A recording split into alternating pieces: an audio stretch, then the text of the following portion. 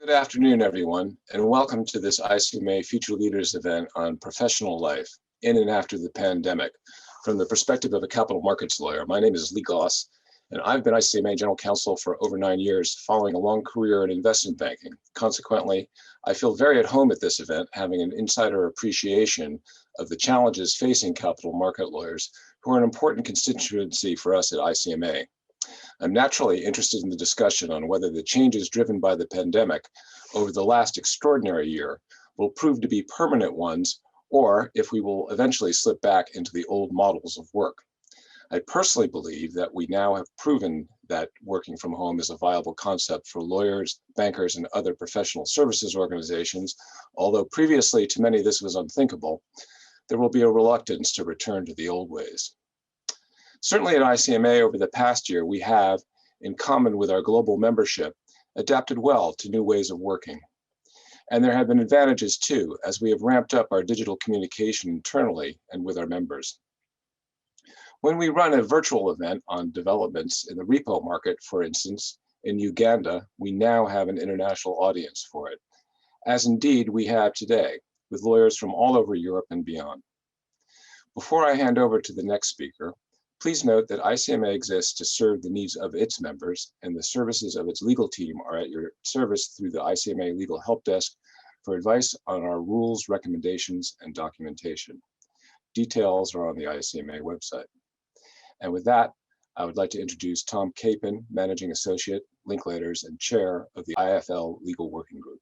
Thanks very much, Leyland, and welcome to everyone. As Leyland says, I'm Tom Capon. I'm a Managing Associate at Linklaters in the Structured Finance practice. I moved to Linklaters from Freshfields almost a year ago during lockdown. So the subject of this discussion, on one level at least, is particularly relevant to my own story, having moved organisations during lockdown and during the pandemic. I'm a member of the ICMA Future Leaders Committee and chair of the IFL Legal Working Group. So you're probably asking, what is the IFL? What is the ICMA Future Leaders? The initiative is designed to benefit the younger generation of finance professionals in the ICMA's membership, connecting them with all the services and networking opportunities which can enhance their careers in the capital market space. IFL focuses on 3 core areas: career progression, education, and networking.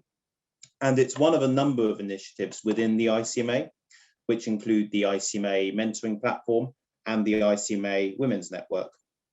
And the website of the ICMA provides a lot of detail around each of these initiatives. And for anyone who wants to get involved, I would encourage you go there to find out more, and also reach out to any member of the ICMA team or the Future Leaders Committee to find out more as well.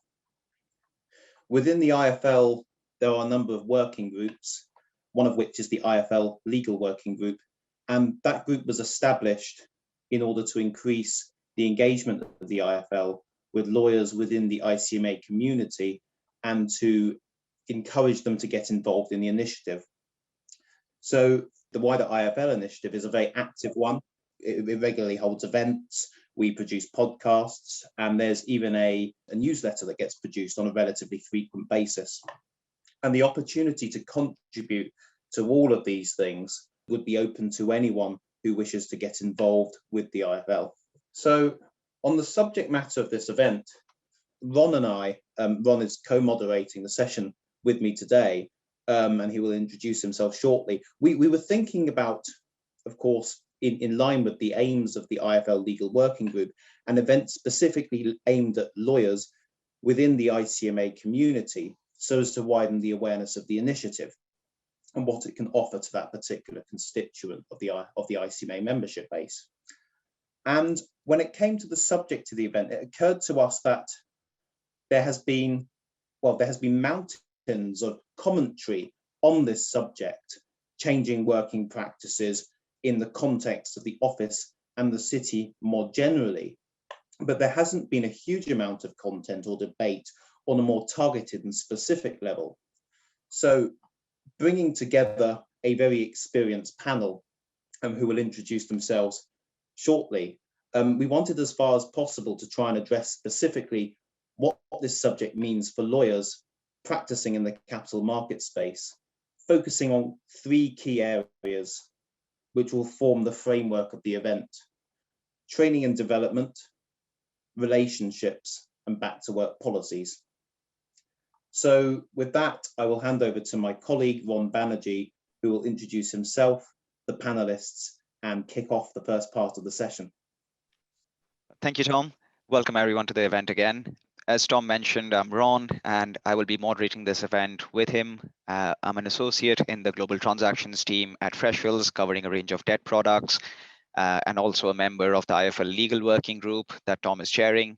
I wanted to quickly introduce the panel and set out the event structure and then kick off with the Q&A.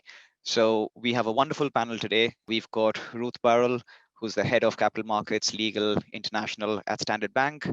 We have Clark Gard, who's the head of CEMA Debt Capital Markets Execution. These two from more of the in-house side of things to give us a perspective from that side. But we also have, from the private practice side, we've got Elizabeth Johnson, who's a capital markets partner at Linklaters. And we also have Andy Heathcote, who's a global transactions partner at Freshfields. So if I could hand over in that order, starting with Ruth to introduce and give a few more lines about you. Thank you. Thanks, Ron. So I'm Ruth Burrell. I'm head of Capital Markets Legal International at Standard Bank. I've been at Standard Bank now for about 15 years. But our focus at Standard Bank is solely sub-Saharan Africa. So I look after issuers ranging from high-yield corporates to sovereigns, parastatals, and financial institutions and supranationals. Prior to Standard Bank, I worked at TD Securities, solely looking at investment grade bonds. And then prior to that, I trained in-house at Samwar Bank in the General Counsel's office. So for me, the slight difference maybe to others is I've only ever worked in-house, never worked for a law firm. And I'm both qualified English and New York State Bar. Thanks, Ruth. Clark here from JP Morgan. Thanks for the introduction and really great to be joining everyone. So as mentioned, I look after debt capital markets execution for JP Morgan's emerging markets DCM team. My coverage is pretty broad, so I look after Central and Eastern Europe, the Middle East, and Africa.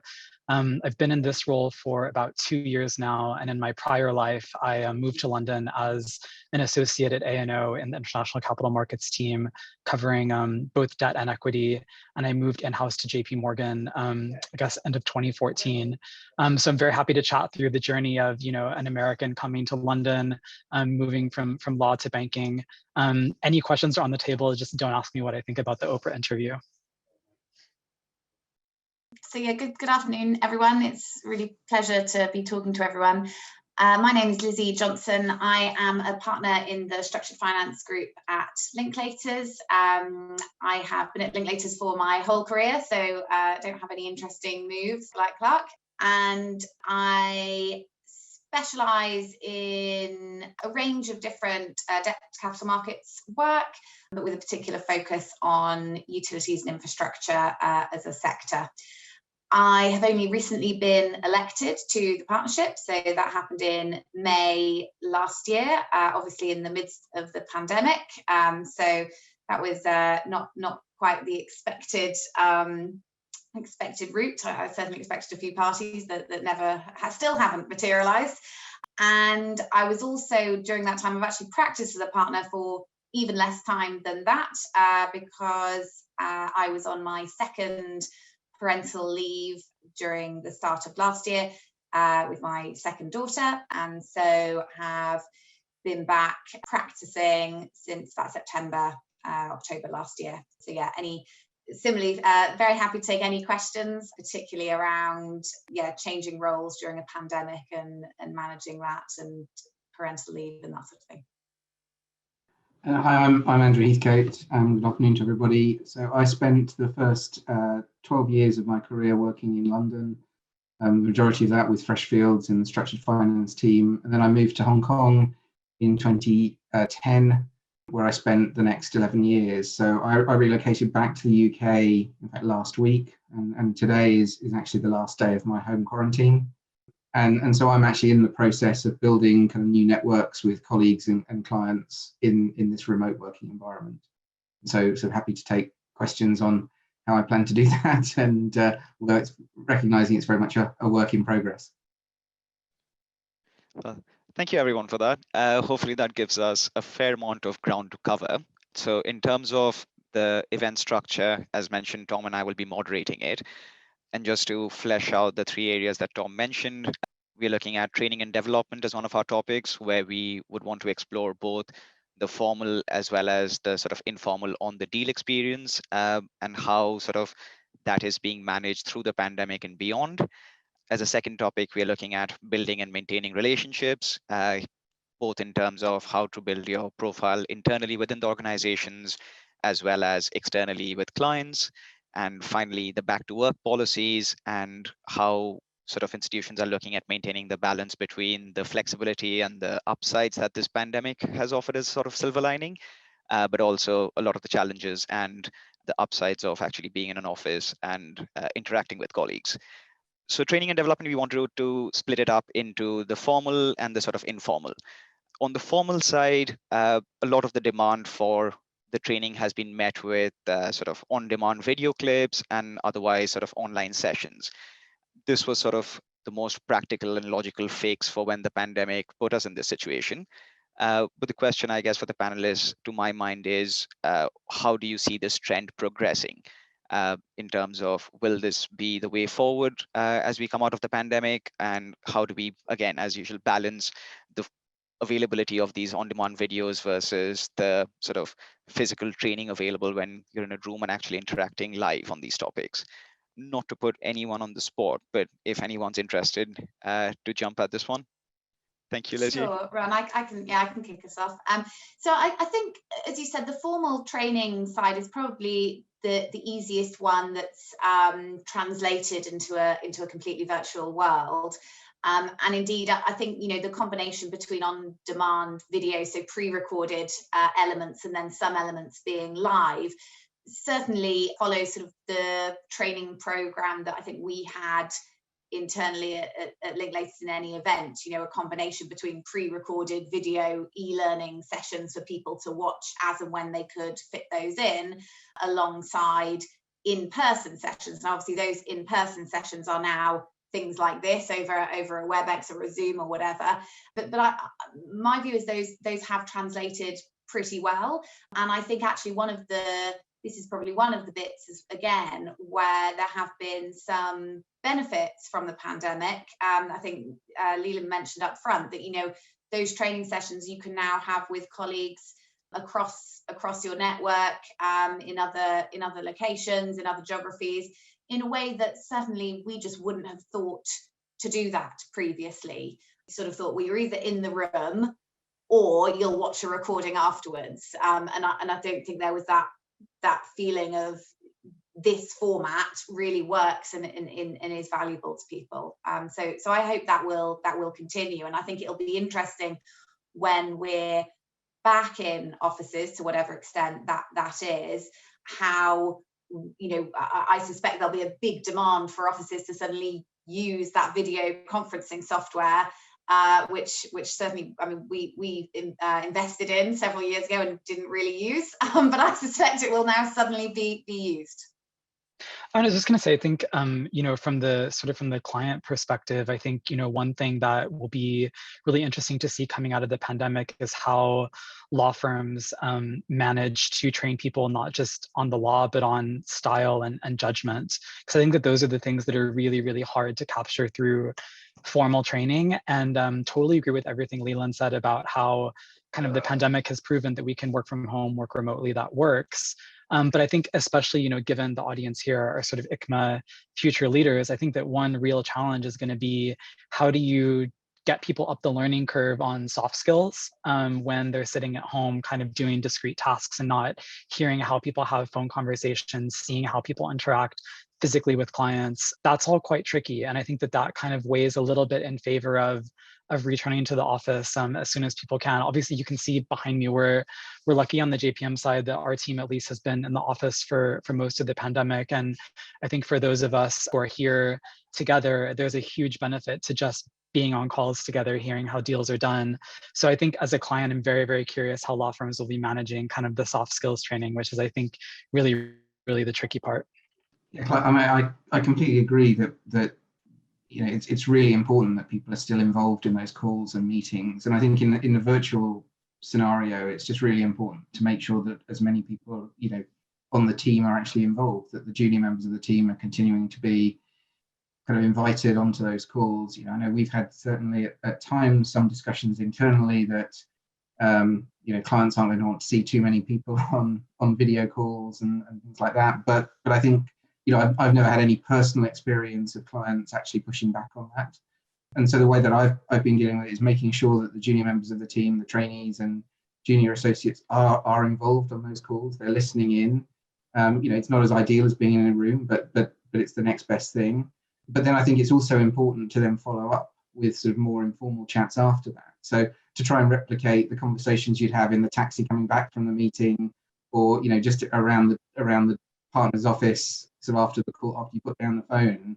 And so what I try and do is have follow-up calls with particularly the junior members of the team, just to talk about what's being discussed and to answer any questions and to put some context into it. And I think that's going to continue. And I say it's trying to replicate as best you can that sort of experience of going to the meeting and coming back. But that's how I think it'll work going forward. Yeah, that's something that definitely trying to do on our side, informal both pre and post calls with the more junior members of the team. So you can just take them through, lay out what you think is going to happen, give them tips and advice on dealing with certain situations that you think might come up.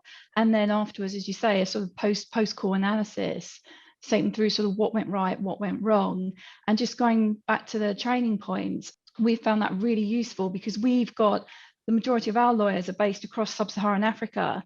So when we're doing our training, say 5 of us in the room in London, and the rest of the larger team are literally used to be dialing in on a conference call.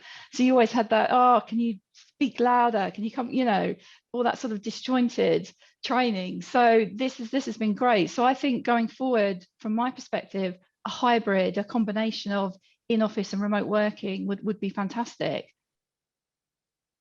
And I think in terms of soft skills, one soft skill that has certainly improved across the board is conference call etiquette. As you mentioned, previously it was all, people being put on hold and rustling papers and going off for cups of tea. And now I think people are much more focused on how they present across a video call or on a conference call. That's wonderful to hear. Actually, adding to that, just looking at it, because as recognized, most of our audience is targeted to the junior to mid-level professionals. This hybrid model works quite well, sort of, I guess, mid-level onwards, once you have more of an idea of what's going on and have some bearing of the world in the capital markets thing. But for the more junior end people, is it sort of more as the senior professionals reaching out and making sure those debrief calls happen? Because from the junior perspective, how approachable is it to pick up the phone where you're sort of, coming into a new organization? It's not the same levels of barriers popping your head around.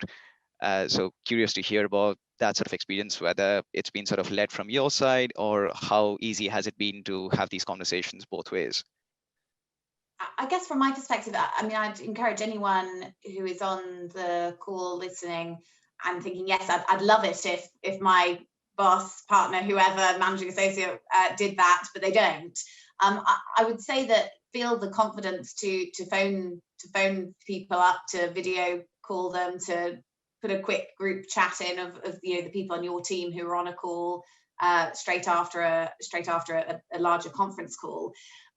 I think it's really useful to do. I think everyone thinks it's really useful, and if it's not happening, that's probably, I would guess, through accident rather than malice on the part of senior people. Perhaps being pulled away onto another call or whatever. So I certainly try to do it when I can, but I would have no upset at all. In fact, quite the opposite. It would be a good impression if a junior was reaching out to do that to the extent that I hadn't done it. So yeah, I think people should feel the courage of their own convictions in doing that. Ruth, Clark, what's your experience been in terms of building your team up, especially soft skills?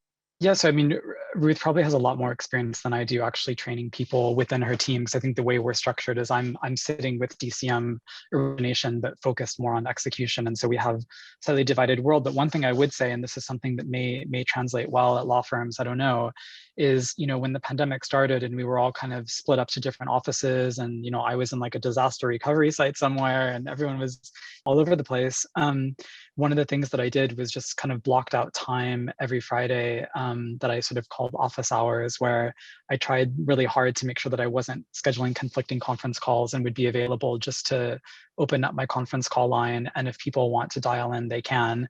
I would say people tend to dial in more to chase me on something that I've forgotten to come back to them on. So it tends to be the juniors catching up with me that way. But I think that's supposed to be sort of an opportunity for people to say, especially at the end of the week, when things are slowing down, hopefully a little bit, to kind of say, okay, this is something that during the week I had time to just like do the task that was assigned to me. I didn't have time to think through it. I had some questions about it. Now that the dust has settled, like, can we walk through this?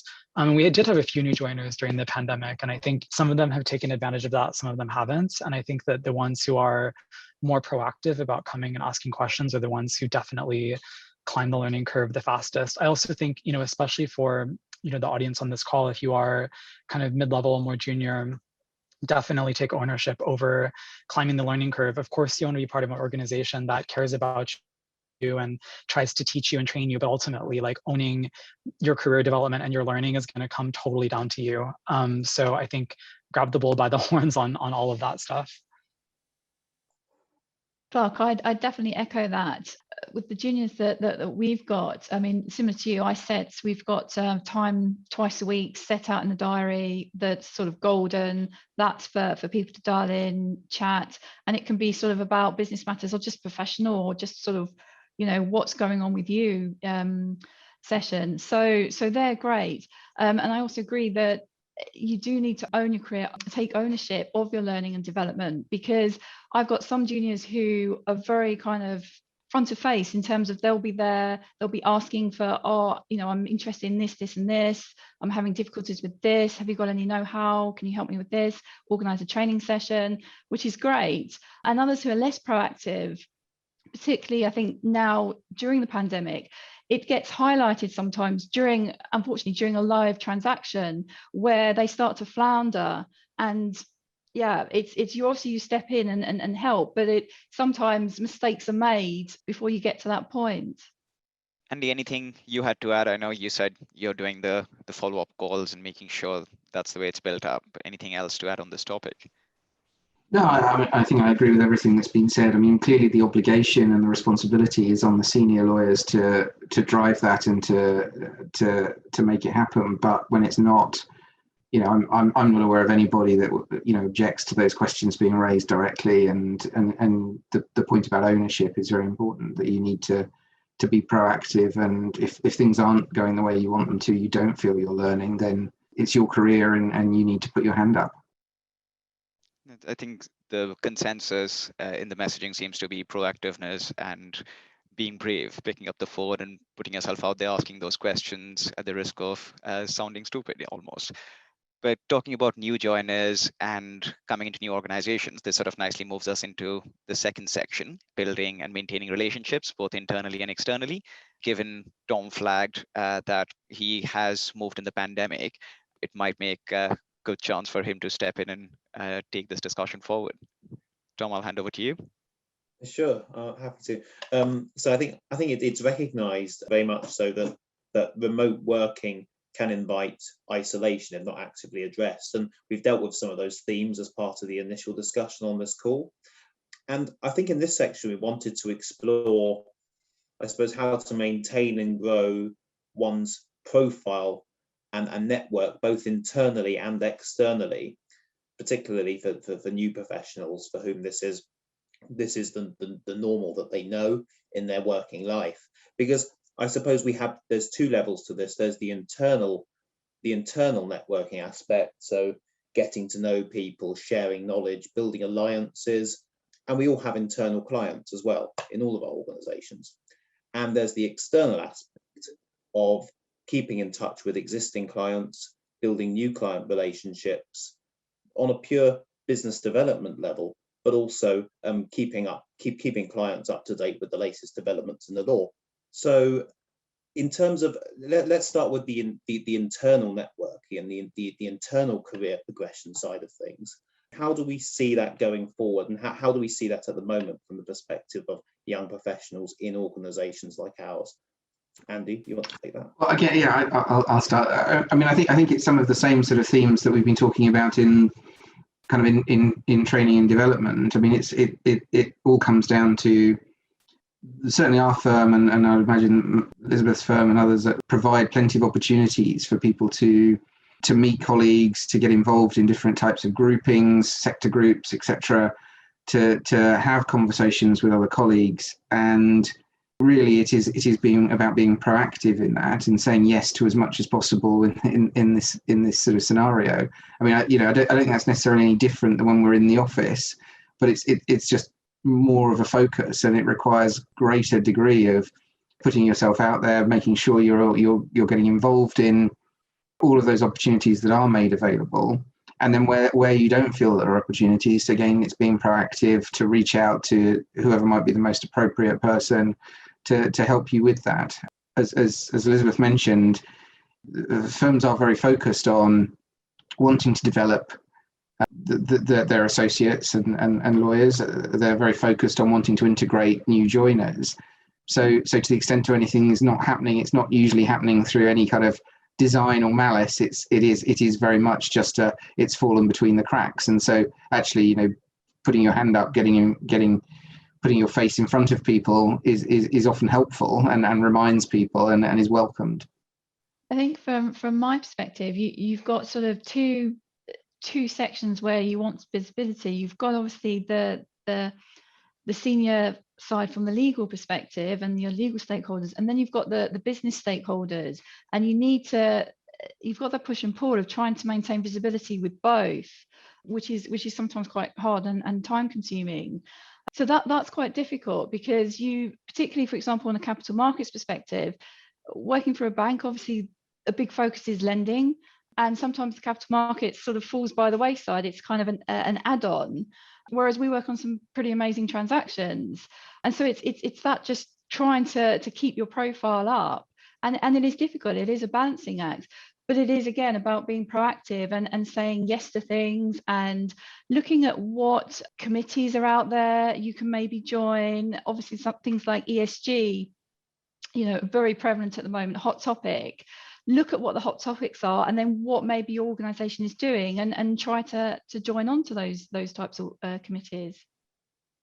And I suppose that would be a way of someone making the most of it in lockdown, in terms of finding things to get involved in. That's a very good point.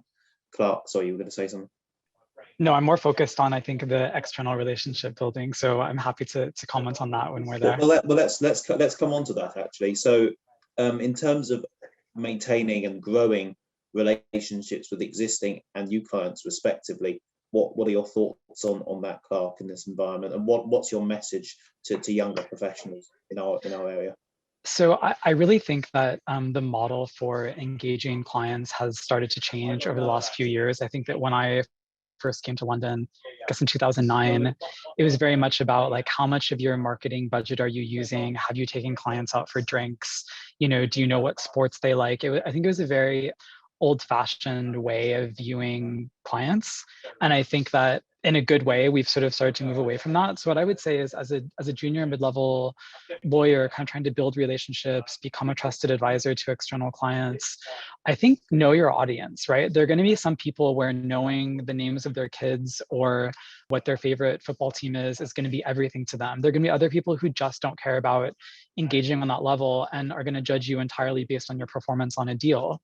And so I think that like it's important to sort of know what type of person you're talking to and find out what their sweet spot is. I also think that especially at a more junior level, prove yourself first through your work. And that probably sounds like a no-brainer, but we get all kinds of, this sounds probably crazy, we get all kinds of invites to like, let's have a catch up, let's go out to dinner, like, do you want to go to the sports event? And I think that there's this view from law firms especially that like, in-house lawyers or bankers like just want to be wined and dined, right? But the thing is, like, everyone's busy, and if you want to go to a nice restaurant, like they'll pay for yourself to go, and you'll go with your friends, you know? So I'm one of those people who comes from the perspective of like, I will value a lawyer so much more for doing an awesome job on a deal and being super efficient and resolving an issue in one email rather than 5, more so than someone who's like, hey, let's go to this football game together. There are other people who are totally a different school of thought and who are not going to pay any attention at all to what work you do on a deal and only care about seeing the football game with you. So I think know who you're talking to and kind of calibrate the connections that you make and how you make them kind of based on the audience. And I guess it's been interesting for me, obviously transitioning into the partner role during the pandemic, where obviously there is more of a focus on that external networking, as well as, of course, actually on the internal networking. You know, I think the people management side probably becomes more prevalent in both. I think one of the things that I have been pleasantly surprised about with remote working is actually feeling that it can in some ways allow more opportunities for networking, because people, I think, are in need of a little bit of social interaction with people they haven't met yet. And also the time it takes is a lot less. So, I mean, the point that Clark just made there around, I mean, well, I think we've all heard loud and clear, don't take Clark out for dinner. He's not going to have time. but actually, you know, joking apart, probably if you said to Clark, do you want to grab a 30-minute virtual coffee? That is a totally different thing. It takes 30 minutes. It's not a whole evening where actually you're thinking, actually, I'd rather be with my friends, with my family, going to the gym, you know, don't sort of impede on my personal life. But actually people, certainly I found it really keen to have those 30-minute, 15-minute catch-ups in a way that I think previously I might have felt a little bit sometimes reticent, I suppose, around, you know, doing that kind of random catch-ups with clients, thinking, do they really want to spend what is going to be an hour all in by the time they've left their office and come to meet me and then done this and then done that? I'm not sure they'll want to do that. The freeing thing about a virtual environment is it takes literally the amount of time that you're speaking to someone. So I think everyone at all levels should feel that or feel the confidence of being able to reach out to people, and that they will like to speak to you, and that they will have time in their day to speak to you, because in this environment you really can. I completely agree, but I think the other thing to think about the quality of the engagement, not just the quantity. I think that there was maybe towards the first half of last year, there was a sort of a tendency in you know, we were certainly guilty of that, and I think a number of other firms were as well, that, you know, a bit of panic that how we're going to keep in touch with our clients, and so sort of bombarding clients with extra levels of know-how notes and updates and things like that, thinking that was the way forward, and we've certainly kind of pulled back from that and realised that actually it's the quality of the engagement and the tailoring and making it bespoke. And, you know, it's much better to have a really meaningful discussion every 6 to 8 weeks than having a kind of a cursory kind of 5-minute discussion or an email once a week. And so it's really thinking about, have I got something to talk about, or is there information I want to find out? Is there a way in which I can really engage with the person that I'm going to be talking to? And so try to really plan that out and think about, you know, is this the right time? When should I be having this engagement? Keep abreast of what your clients are doing in the news, for example. You know, if they've just done a major transaction or something has been announced, you know, maybe then think about, well, I could reach out to my contacts and just to get an understanding of how that's affecting them and show an interest in them. But when you've got something really meaningful to talk about. Yeah, and I suppose Clark and Ruth, from your perspective, just picking up on that point that Andy just mentioned, what to you is the sort of optimum level of frequency and type of update you receive from law firms that work with you on transactions on, for example, regulatory developments? I think, I mean, I don't think I'd necessarily put a time scale on it, but I think it's correct to say that it's quality over quantity, in the sense of when you've got something to say, you know, let me know. and happy to sort of catch up from time to time. But definitely, I remember at the beginning of the lockdown, you know, back in March last year, you sometimes looked at your diary and you thought, oh my God, what's all this? There was just like reams and reams of sort of catch up, let's connect. And you bombarded, you know, email inboxes bombarded, and you just thought, oh no, hell no, not this, you know, for weeks and months on end. But thankfully it was scaled back. So definitely, if there's a regulatory change, it's something I should know about. Plug in with me. I'll be very happy to hear from you. Also very happy to hear what you've been up to, anything that relates to me. As someone who specialises in sub-Saharan Africa, obviously if someone's going to phone up and say, hey, did you see these 3 great deals in Eastern Europe? I'm just going to be like, why are you phoning me? So it's very much quality over quantity. Yeah, I 100% agree with everything Ruth said. And I also think, especially as a junior mid-level lawyer, it's worth kind of thinking about how you target that outreach at clients on an equivalent basis. And what I mean is that, like, you're gonna, if you're one of Lizzie's associates or one of Andrew's associates, like Lizzie and Andrew are gonna be in close contact with the decision makers at their clients, right? So maybe they'll tell you that they want you to help reach out, but like for the most part, they're gonna manage that relationship, right? But your opportunity as a junior and mid-level lawyer is to kind of figure out what relationships you're making at a junior and mid-level kind of equivalent level at the client, because especially at banks, like people progress more quickly at banks than they do at law firms. So the analyst that you're kind of dealing with as a new junior lawyer, mid-level lawyer at a law firm, by the time you're a senior or managing associate, maybe thinking about getting ready to go for partner, they're already going to be a senior VP or an ED, and they're going to be at that point making decisions about who to instruct on deals. So I think kind of think about who your peers are and maybe kind of target your outreach on that basis. Just on know-how, the one other thing I would say is that I think law firms are really good. Like law firms have their own kind of know-how teams and functions, right? And they tend to like get information out. It goes through tons of review, lots of cooks in the kitchen. As a result, you can a lot of times see that in the know-how, it's sort of like tries to cover all bases and is not necessarily targeted towards your product or sub-product that you're dealing with. And I think that what's really helpful is when a law firm sends to us know-how or sends to us like a summary that says, okay, I'm attaching this know-how for you, but you don't even need to read it because here are the 4 bullets that actually matter for your deals. And on this deal that we're working on together, I've already taken care of it. So kind of showing that like applying the knowledge of the regulatory change to in practice what happens on deal goes a really, really long way. And on this, I suppose on the same subject of external networking and keeping in touch with people, we'll go to a very common topic of discussion: social media. So everyone's been posting more articles and updates and being far more active on LinkedIn recently in a professional context. What do you see as the most effective way to do that for someone in our industry? I'm someone, and I hesitate to say it because I suspect there's a real divergence of views on this. So I'll probably say one thing and everyone else on the panel will be like, I hate that. I like LinkedIn. I'm going to say it. I like it. I also like I have enjoyed that people have used it a bit more over the last year. I actually like seeing quite a wide and very different list of updates. So one of the things that for me has been nice from the last year is I think there has been a little bit of merging of the personal and professional for people's lives.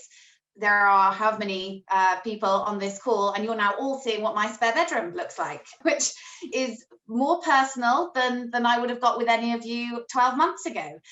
And similarly, you know, I think we've all seen each other's cats and children and dogs and all of that stuff. I've noticed on LinkedIn, certainly on my feed anyway, that people have been a little bit more open to sharing a little bit more of them on that. In a couple of angles. I've got one client who shared quite a lot about, sort of made her birth announcement to her professional community on LinkedIn. But it was actually really nice. It's someone, you know, when someone goes off on parental leave, you don't want to sort of bother them afterwards. How's it going? Have you given birth? But I was really, you know, I did want to see, and I was really interested and pleased to see that for her. So that was a lovely thing for me to see. Also, I think sharing more about people's values. I think LinkedIn is a really nice platform to share, I mean, Ruth has already mentioned the importance of ESG and rising importance of that. And I think networking around that, again, there's wonderful things shared on ESG type topics through LinkedIn. And obviously it's a little bit of each institution blowing their own trumpet, pushing their own deals or their own initiatives, but actually as well on really important topics like ESG and diversity and inclusion. I kind of think it's good, blow your own trumpet, because hopefully other people will follow. That's what you want. There's sort of, it's not a we're better than everyone else and so that's the end of it. It's about pulling everyone together so I think the whole world is hopefully pulling towards common goals on things like climate change and diversity and inclusion. So yeah, for me, I like it. I guess again, in terms of what you individually share, it's quality, not quantity. Share something that's meaningful to you. Don't just throw out everything that your institution's doing. But where I have seen meaningful things that are personal to people, I've actually really, really enjoyed that level of connection with people. I was just going to say that I'm also a fan of LinkedIn, so don't worry, you're among friends. Yeah, and what I found is I'm a mum of two small children, and just to say, yes, a very memorable incident where I was on a call like this, and my small son wandered into frame, stood there, looked at everyone, and then announced he needed a poo. So there was no way of masking that. You just had to go with it. And but what I found as a working mum is that I've got more involved in a lot more things due to the pandemic, because I've not necessarily got more time, but the way everything's formulated now, whether it be online networking, sort of Zoom, Teams, whatever, it's just so much easier. And I found myself doing things that probably I wouldn't have done before in terms of networking, because it is online. And I'm much more plugged into LinkedIn than I was before. If I've heard a couple of names, maybe I'd sort of look for them, send a friend request, not friend request, but a request to link in, and then and equally get them back. And that was about the extent of what I was involved in. But now much more involved with that, as you say, looking to join various things that are there, reading more articles, just being more engaged with a lot more things versus what I was doing before when I was sort of commuting and being in the office. Just quickly, Clark or Andy, anyone for the other side? Anyone not the biggest fan of LinkedIn or think there should be a divide between Facebook and LinkedIn? Well, I'm not really the best person to comment on this topic, because I'm a complete dinosaur when it comes to anything social media, whether that's professionally or personally. So I can't really kind of comment kind of positively or negatively one way or the other. I mean, I do think the social media sites and things like LinkedIn are incredibly useful for kind of raising profile and disseminating information. But I do think sometimes it can lead to a little bit of complacency in terms of people feel I've done my couple of posts for the week, that's business development done. And so while it can kind of be useful in a sort of an overall profile raising, when it comes to real business development and kind of generating work in private practice, it's never going to replace the sort of the more meaningful kind of relationship conversations and discussions that we were sort of talking about earlier. I'm ashamed to say that I only made a LinkedIn profile this last January, so I'm a total newbie. But I'm really keen to friend Ruth and Lizzie, since they sound quite active on it after this session. I have no strong views on this stuff. Fair enough. One of the delegates has asked, what are your top tips for managing work-life balance during a time that we are accessible all the time while we are working from home? I think I have received similar sentiments where sort of calls have gone in on the weekends and things like that, because people know that there's not much else you could be doing. The raves are not on at the moment, so emails are. So curious to hear your thoughts. What I tend to do, I mean, the nature of a lot of our work, and Clark, you'll probably be the same, is that sometimes there's just no choice. Sometimes you do just have to work into the night or at the weekend to get the deal done and over the line. And that's just that. But what I try to do is just block some time out where I can in my diary for myself. So whether that be 45 minutes at lunchtime for a Pilates session, a run in the morning, it's just you block that golden time for yourself to maintain your mental health and just do something other than work and move away from the screen. That's something that's respected. And of course, people will say, "Oh, can you move whatever's there?" And that's my choice if I choose to move it or I don't, basically. Supplementing that is that, as with work-life balance in an office environment, I think communication is the real key. Building up that kind of relationship with your colleagues and team, and being open and transparent and saying, I need to do this, or I've got this time which is important to me. Can we do everything we can to kind of protect that time? There will be times when it's not necessarily possible, but if you can have that kind of open and clear conversation and show that bit of transparency, I think that's helpful both in terms of remote working and when we're all back in the office. Just to make one point on what Andy just said. So on communication, I think achieving work-life balance really comes with achieving trust with the people who are relying on you to deliver the work, right? First of all, capital markets is not the right field if your number one priority is work-life balance, because it's terrible. Whether you are at a law firm, in-house, a banker, it's bad across the board, right? You can adjust it on the edges, but it's just not great work-life balance, as Ruth said. But I think that what will work is when you've proven yourself through your work and you have a good line of communication with clients, with people who are managing you within your firm, you will then have the space to say, okay, I can do this, but on Saturday I need to be free during the first half of the day to do this other thing. And if they think you're a total rock star, they're going to be like, great, have fun. Like, I'll see whatever you were going to do Saturday night. And it's about kind of building credibility, and then off the back of that credibility, managing your time. Yeah, and the only thing I'd add to that as well is one piece of advice that was given to me after I had my first child was that in the working day, you'll get asked to do calls at various times of the day and night. And you may say yes or no to them, often because you have another call then. If you had the other call, you'd probably just reply and say, sorry, I can't do then, I can do this time. Because the thing that you have in your diary is the Pilates session, or is the children's bedtime, or is, I don't know, a Zoom with your mother, or whatever it is, you don't have to feel a need to go the extra step. You can pretend that that's it in your mind, that other thing in your diary is another call, and you can respond in the same way and say, I'm sorry, I can't do that time, I can do these times.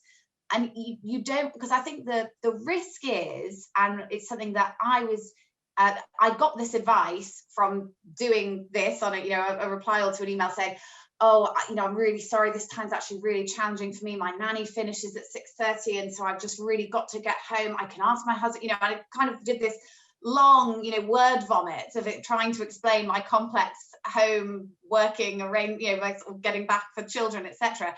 And a senior partner replied just to me and said, it's fine, just say no. Imagine you had a call, reply in the same way. You're not being unreasonable by saying you can't do a particular time. Now, obviously, that comes with the judgment and the using your discretion, as we all know as engaged professionals, that if this is a closing and it needs to be done at that time, just like you'd move the conflicting call to be able to make the first one, you need to try and sort out the other thing in your personal life if you can. If you literally can't, just like with the other call, if you literally can't move it, then you'd be open up front and say, I just can't move whatever it is for the following reasons, and talk to people. But do feel you are empowered to protect your time and not overshare and not sort of apologize for the fact that you have things to do in your diary other than work. You're allowed to just say, I have something else then. That's such good advice. I think that's the end of this section on sort of internal and external relationships. I think the next section we're going to cover is back to work policies as we move towards a gradual plan for, in the UK at least, for the easing of the lockdown and the move back towards more normality, let's discuss some of the themes that come out of that. So I'll hand over to Ron to kick that section off. Thank you, Tom. So just on back to work policies, and we've had a lot of positive discussions on the practices we've had during the pandemic and sort of looking at the remote working environment. But obviously we've had positive news around the vaccinations, and hopefully we'll have the opportunity to be back in if we wanted later this year. But in that context, wanted to understand, obviously there's a full spread of return to work policies, from tech companies not renewing their leases, to Clark sitting in his office for the entire pandemic, to institutions in the middle who are announcing to retain some of the flexibility. So just wanted to understand how your respective institutions are dealing with that, and what's the sort of approach in principle, because obviously we all recognize there's some benefits, well, on all sides of these arguments. So curious to hear your thoughts. Clark, would you want to kick this off, given you're already in the office? Yeah, I mean, we officially kind of go through the sales and trading side of the business, just in terms of the way the corporation is organized. And so kind of for compliance reasons and making sure that everyone is properly surveilled, we were in the office the whole time. And I personally have really, really valued it. I think that it's been great for my mental health to be making the commute, and in an office. I also live very close to work, so it's not, a burden. But I think that what we're seeing within the organization more broadly, and I think perhaps for our in-house legal team, is that it has fundamentally changed the way people think about the relationship with the office. And I don't think that people anticipate returning to 5 days a week in the office for a very long time, for some of the control functions that we deal with. And some people really like that because they had long commutes and they are super efficient and happy at home. And some people really, really crave the face-to-face interaction of being in the office.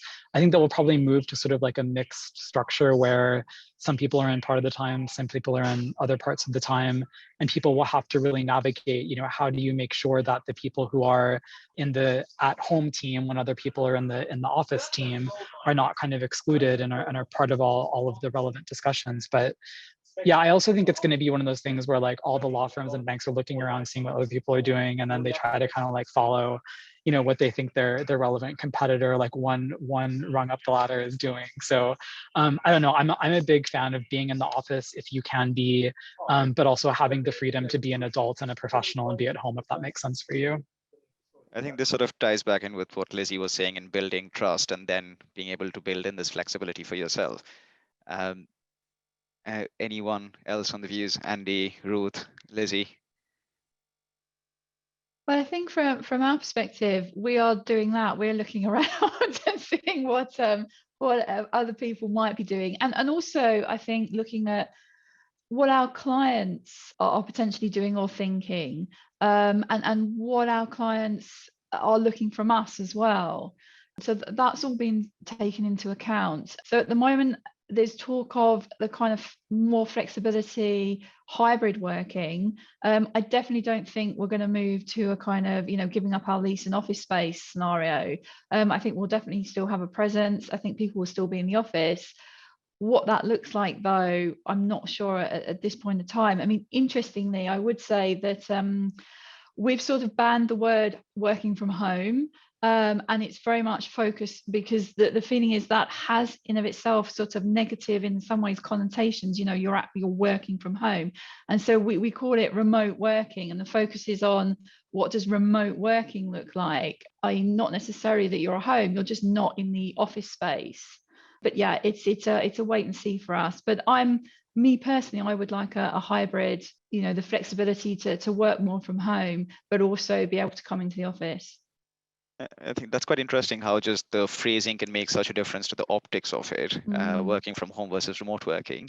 But Lizzie, I think you were trying to say something when I stepped in. No, I was only going to add, so we Linklaters came out last summer with a revised global, so we don't call it remote working, we call it agile working. So we've got our own buzzword. I guess that's agile. I suppose it's probably geography as well as time. I don't know if you have to do it while doing a headstand, but I suppose that's optional. That policy, we brought that in not in a response to COVID. That was brought in as something that had been in the pipeline for a while. and was something that we as a firm felt quite strongly about wanting to deliver to all of our people, all levels of seniority, the ability to work in a more flexible way, befitting, as we've all said, the trust that we have in our people and the professionalism with which they conduct themselves. And that policy essentially says that people can work in an agile, flexible way, both in terms of timing and in terms of where. And we do see that there is values to being in the office around, developing a sense of team, developing your culture and your values, as well as the training aspects that we've talked about on this in this session already. And what it says is, and so with that in mind, we would expect people to be working in the office 50 to 80% of their time. And as I say, that was a policy that was brought in last summer, but in no way connected to the pandemic. Clearly, at the moment, people are 100% not in the office. Our office is closed other than on a very exceptional basis. So that's our expectation, I think, as we move back to going back into the office. And I don't know when we'll start opening up again, but yeah, I think it will be far more flexible. The big change I think that we'll have is exactly as you said, Clark and Ruth, about how to make sure that every member of the team feels included. If you've got some people at home and some people in the office, I'm actually really excited about sort of the tech opportunities there. I think actually, whilst my desk and my office and my room was where I really wanted to work in the office before, actually I can imagine now what I'll really want is being able to go into small conference, meeting room facilities with the 2 or 3 people who are in the office, so that we can actually then, sensibly all join a screen with the 3 of us there and the 3 people on the screen and do something like this in a way that, it's quite awkward to do that if you're just doing on your laptop computer, trying to share that with other people. You're not socially distanced, you'll be on each other's laps to make that work. So I think, that I see moving, and I really do see a real change to how we're working, and I'm really excited for that actually.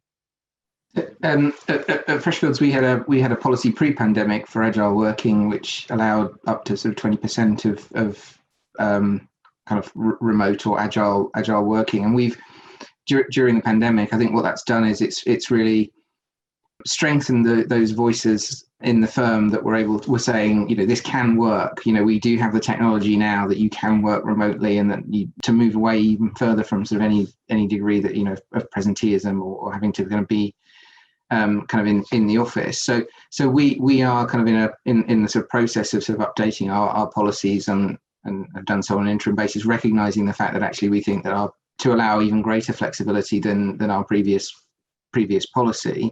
But that is going hand in hand with a sort of a sense that the centre of gravity should still be the office, because that has huge benefits on some of the issues we've been talking about, on particularly around kind of training and development of our people. And any sort of agile working policy goes with a sort of a sense of responsibility, particularly on more senior people, to make sure that they are accessible and are doing some of the things that we've already talked about making sure that they're reaching out and involving junior members and satisfying their kind of obligations to train colleagues. So it's a bit of a work in progress. I think we see there will be more flexibility. People will be able to work kind of more remotely, but there will be still sort of times when, for particular teams as well, there may be different requirements. It's not necessarily, again, it'll be the same for everybody, but different teams can work through their own agile working kind of arrangements. It'll depend on the communication in those teams, people kind of expressing what their views are and how they can make it work going forward. How can we, I guess, as we move to more of a hybrid approach, inevitably at first and possibly going forward, how can we ensure everyone feels included? I think for me, it comes back a lot to the tech and people being mindful of that, in a way that where I think, and Ruth, you mentioned this, and Clark, I think you did as well, that working from home maybe had a bit of a stigma about it before. And so if someone was working from home and you were doing an internal meeting, I think 9 times out of 10, people wouldn't remember to phone that person in to a quick internal catch up, is the honest truth. And so you kind of needed to be in the office to get that full experience. I think with the experience of the last year that we've all gone through, we're all, I hope, and I think, far more conscious of the fact that you can do things remotely. There will be people in different locations. The value of video calls, that you get a lot more out of a video call than just a phone call. And so I think people will be far more cognizant of that. I think, as Andy said, and our policy is as well reflecting that the expectation is people will spend 50 to 80% of their time in the office. So that is still the center of gravity of someone's working week, and I think there is a real importance on coming in. That's not presenteeism, it is around the training and the things that you can do in the office that you can't do as easily or perhaps as well at all from home. So I think, yeah, it will be people taking a conscious effort, really being aware of it. I think incumbent on all members of the team as well to remind people, if you notice that there's something going on and someone's not in the room, saying, oh, should we dial this person in? Oh, should we just jump onto the video conference line? And again, not through design, but through accident. Making sure that if you see that happening, pick people up on it. I don't know if anyone else has anything else to add on this, but it seems like there's in equal measure a lot of responsibility on senior members being aware and finding their way around this as we find the new normal, but equally a lot of responsibility on the junior side to be proactive and brave. So I think if we have the two complementing sides working well together, I think this is a very promising discussion. Well, I mean it's been very clear that there's been a number of helpful themes and directions that have come out of this discussion for those who have dialed in to listen to this call. There are clear ways that junior and mid-level lawyers can really increase their engagement both internally and externally on the basis discussed on this call. So I think as we move, as I was saying earlier, as we move to the more hybrid approach, and we move back to more of a semblance of what the old normal used to be, this is a very exciting discussion to be having. We would encourage all of you to continue having these discussions in your organizations and with peers at other organizations to really get the best out of where we move going forward in the short, medium term, and indeed in the longer term way we interact with each other, and the longer term way in which we work as organizations, and the lessons we've learned from the pandemic. I'll wrap up also by saying, if you want to get more involved in the ICMA or in ICMA Future Leaders, please do also reach out, because there's a lot going on. There's a huge number of things you can get involved in. So do feel free to get in touch.